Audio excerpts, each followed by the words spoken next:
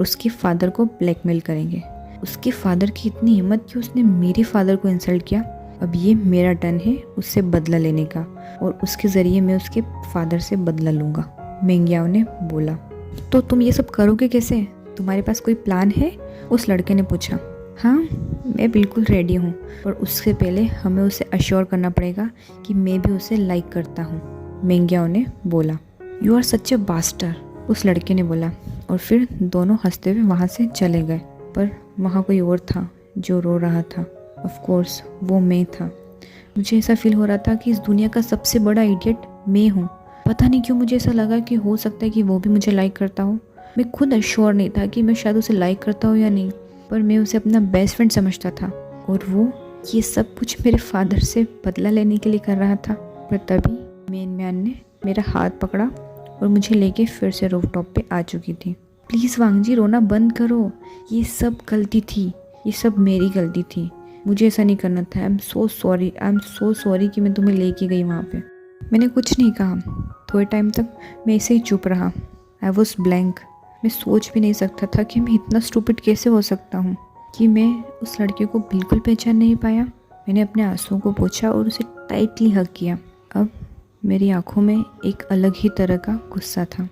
शायद एक अलग वांगजी अब बन चुका था। Do you trust me? मैंने उससे पूछा। तब म्यानमैन ने बोला, क्या हुआ वांगजी, आर यू ऑल राइट? मैंने फिर पूछा, डू यू ट्रस्ट मी? क्या तुम मुझ पर विश्वास करती हो या नहीं? तो उसने बोला, ऑफ कोर्स आई डू। क्या हुआ, ऐसा क्यों पूछ रहे हो? तुम्हें जो भी करूँगा क्या तुम मुझे सपोर्ट करोगी? ऑफ कोर्स वांगजी, तुम ऐसा सोच भी कैसे सकते हो? आई ट्रस्ट यू और तो तुम जो भी करोगे, जैसा भी बोलोगे, मैं वैसा करने के लिए बिल्कुल तैयार हूँ। थैंक यू म्यानमैन। मैं जो भी कुछ होगा मैं तुम्हें बाद में बताऊँगा, पर आज के बाद से तुम सिर्फ और सिर्फ मेरे साथ रहोगी पूरे टाइम के लिए। क्या तुम ज़्यादा हर्ट हुए हो? उसने मुझसे पूछा। आई वॉज, मैं बहुत हर्ट था, but now I am all fine. मेरे पास तुम हो, अब मुझे किसी और बात की चिंता नहीं है। बस वेट करो और देखो कि मैं क्या करता हूँ। भले मैंने उससे बोल दिया था कि मैं अब अच्छा हूँ, पर deep down I was truly hurt.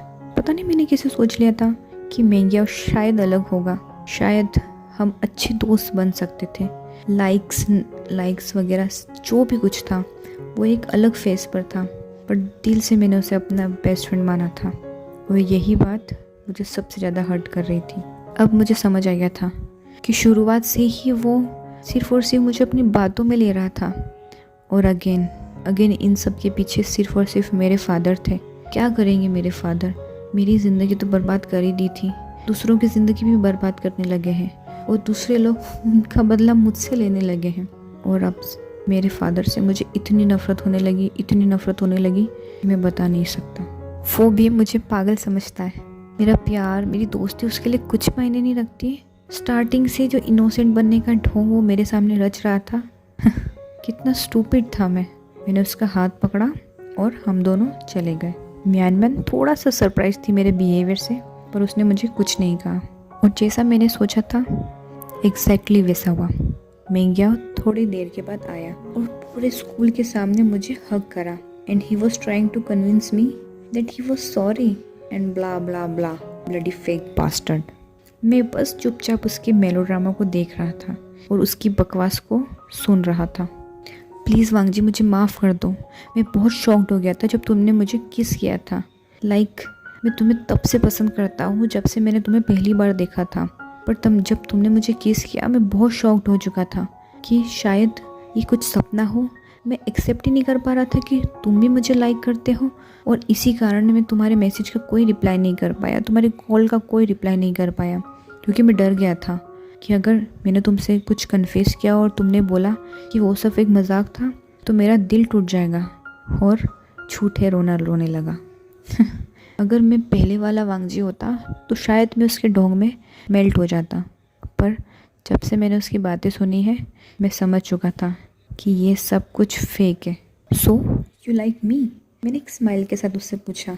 Yes, I like you so much Wangji, और मैं जानता हूँ कि म्यानमैन के साथ तुम्हारा वो किस, वो एंगेजमेंट सब कुछ फेक है।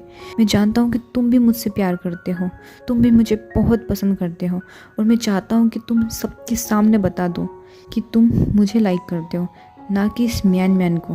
उसे लगा कि वो उसके प्लान में सक्सेसफुल हो जाएगा। मैंने उसको अपने आप से धक्का दिया और एक जोर से पंच किया उसके फेस पे, और सारे लोग देख के शॉक्ड हो चुके थे। गेट लॉस्ट यू लूज़र, तुम ऐसा सोच भी कैसे सकते हो कि तुम the Lan Wangji, the eldest son of the Lan family, वो तुम्हें पसंद करेगा? तुम्हारे सपने में भी ऐसा कभी नहीं हो सकता।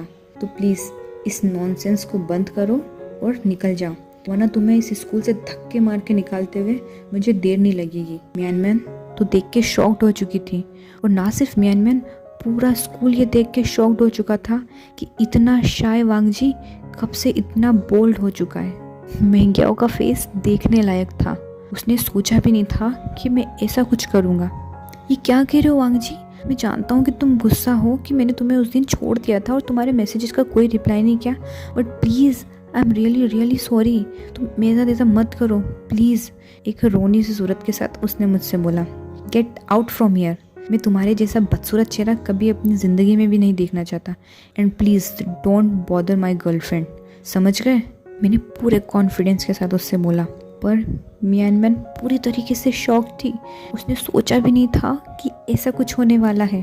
मैं म्यानमैन का हाथ पकड़ के चलने लगा, पर तभी उसने मुझे पीछे से फिर से रोका और बोला कि अगर तुम सच में इसे लाइक करते हो तो हमें बताओ। ओ हेलो, हम तुम जैसे लूजर्स को यहाँ बताने के लिए नहीं बैठे हैं कि हम दोनों एक दूसरे के गर्लफ्रेंड बॉयफ्रेंड हैं और या हमारी इंगेजमेंट फिक्स हो चुकी है। Just fuck out of here, otherwise Wangji से ज़्यादा मैं तुम्हें किक करके यहाँ से भगा दूंगी। म्यानमैन ने भी अपने रोब छाड़ते हुए बोला। तभी मेंग्याओ बोला, ओ यू पुअर गर्ल, तुम जानती नहीं हो जिस लड़के से तुम प्यार करती हो वो एक्चुअली में तुम्हें प्यार करता भी है या नहीं। So please just shut your mouth. And आगे वो कुछ बोलता उससे पहले ही मैंने म्यानमैन को पकड़ा और उसके चिक्स पे किस कर दिया। तब लोग फिर से शॉक्ड हो चुके थे। कुछ लोग अपना फ़ोन निकाल के हमारी फ़ोटोज़ लेने लगे थे, कुछ वीडियो कैप्चर कर रहे थे, पर मेंग्याओ का फेस देखने लायक था। उसका मुंह खुला का खुला रह गया था। सारे लोग एक दूसरे से बातें कर रहे थे, कुछ लोग क्लैपिंग कर रहे थे, कुछ हमें चेयर कर रहे थे, पर मेंग्याओ ही वॉज डिस्गस्टिंग। पता नहीं क्या समझ रहा था वो अपने आप को। और मैंने उसे देखते हुए बोला, मिल गया तुम्हें आंसर कि हम क्या हैं और क्या नहीं? Now get lost. और मैंने म्यानमैन का हाथ पकड़ा और वहाँ से चला गया। जैसे ही मैं म्यानमैन का हाथ पकड़ के वहाँ से जा रहा था, मैंने अपने भाई सुशे को देखा। उसका फेस रोने जैसा हो गया था, बट मैंने उसे भी इग्नोर किया और जल्दी से वहाँ से चला गया। मैंने कुछ नहीं कहा। थोड़े टाइम तक मैं ऐसे ही चुप रहा। I was blank. मैं सोच भी नहीं सकता था कि मैं इतना स्टूपिड कैसे हो सकता हूँ कि मैं उस लड़के को बिल्कुल पहचान नहीं पाया। मैंने अपने आंसुओं को पोंछा और उसे टाइटली हग किया। अब मेरी आंखों में एक अलग ही तरह का गुस्सा था। शायद एक अलग वांगजी अब बन चुका था। Do you trust me? मैंने उससे पूछा। तब म्यानमैन ने बोला, क्या हुआ वांगजी, आर यू ऑल राइट? मैंने फिर पूछा, डू यू ट्रस्ट मी? क्या तुम मुझ पर विश्वास करती हो या नहीं? तो उसने बोला, ऑफ कोर्स आई डू। क्या हुआ, ऐसा क्यों पूछ रहे हो? तो मैं जो भी करूँगा क्या तुम मुझे सपोर्ट करोगी? ऑफ कोर्स वांगजी, तुम ऐसा सोच भी कैसे सकते हो? आई ट्रस्ट यू, और तो तुम जो भी करोगे, जैसा भी बोलोगे, मैं वैसा करने के लिए बिल्कुल तैयार हूँ। थैंक यू म्यानमैन। मैं जो भी कुछ होगा मैं तुम्हें बाद में बताऊँगा, पर आज के बाद से तुम सिर्फ और सिर्फ मेरे साथ रहोगी पूरे टाइम के लिए। क्या तुम ज़्यादा हर्ट हुए हो? उसने मुझसे पूछा। आई वॉज, मैं बहुत हर्ट था, but now I am all fine. मेरे पास तुम हो, अब मुझे किसी और बात की चिंता नहीं है। बस वेट करो और देखो कि मैं क्या करता हूँ। भले मैंने उससे बोल दिया था कि मैं अब अच्छा हूँ, पर deep down I was truly hurt. पता नहीं मैंने कैसे सोच लिया था कि मेंग्याओ शायद अलग होगा, शायद हम अच्छे दोस्त बन सकते थे। लाइक्स वगैरह जो भी कुछ था वो एक अलग फेस पर था, पर दिल से मैंने उसे अपना बेस्ट फ्रेंड माना था। और यही बात मुझे सबसे ज़्यादा हर्ट कर रही थी। अब मुझे समझ आ गया था कि शुरुआत से ही वो सिर्फ और सिर्फ मुझे अपनी बातों में ले रहा था, और अगेन इन सब के पीछे सिर्फ और सिर्फ मेरे फादर थे। क्या करेंगे मेरे फादर? मेरी ज़िंदगी तो बर्बाद कर ही दी थी, दूसरों की ज़िंदगी भी बर्बाद करने लगे हैं, और दूसरे लोग उनका बदला मुझसे लेने लगे हैं। और अब मेरे फादर से मुझे इतनी नफ़रत होने लगी, मैं बता नहीं सकता। वो भी मुझे पागल समझता है, मेरा प्यार, मेरी दोस्ती उसके लिए कुछ मायने नहीं रखती। स्टार्टिंग से जो इनोसेंट बनने का ढोंग वो मेरे सामने रच रहा था,